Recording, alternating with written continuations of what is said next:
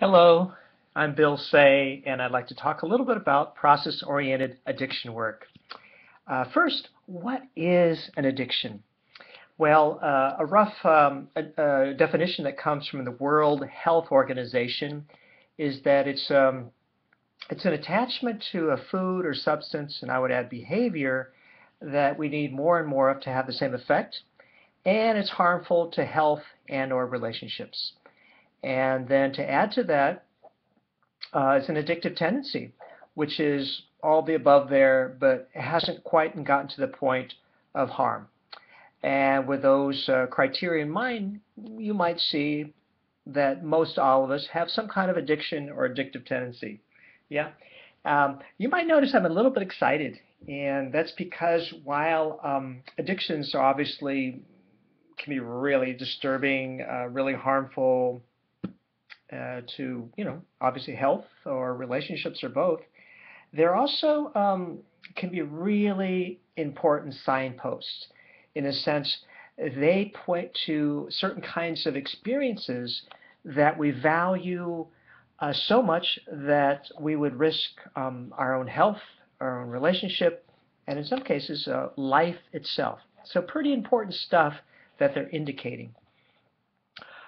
Furthermore, uh, addictions show us how the world, how communities, families, and organizations are not yet whole, in the sense that um, there's there are many groups and many environments that just don't support a full diversity of human experiences. And to the degree that certain experiences, and I'm talking about very key experiences, are not adequately supported, you can bet that addictions will crop up. So in more, uh, let's say, marginalized communities, for example, you'll find a lot of addiction because there's just not enough support for key human experiences such as love, empowerment, connection, spirituality, etc., etc. Some of the things that we might gravitate to via an addiction. So pretty exciting stuff. So here's the thought with addiction. You can think, well, what is it about alcohol or coffee or video games or incessant worrying or mental rumination?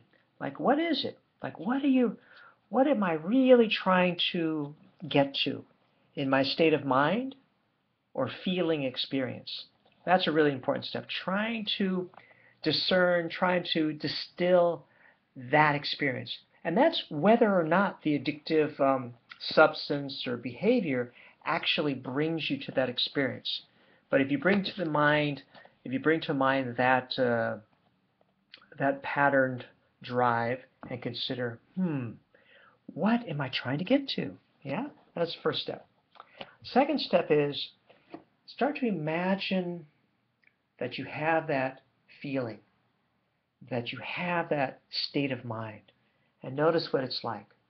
Ah, finally, if I eat such and such, if I do such and such, if I play with my mind in a certain way, then I get to experience X.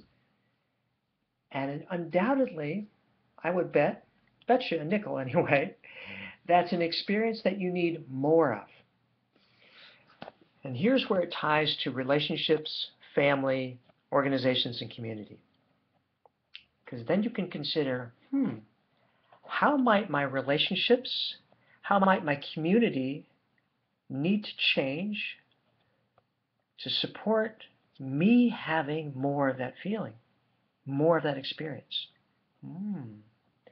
Because you could say that addiction, in a way, is a shortcut to something that's more difficult to attain, to experience. So that's a little bit on process-oriented addiction work. Hope you found that helpful. It's Bill Say.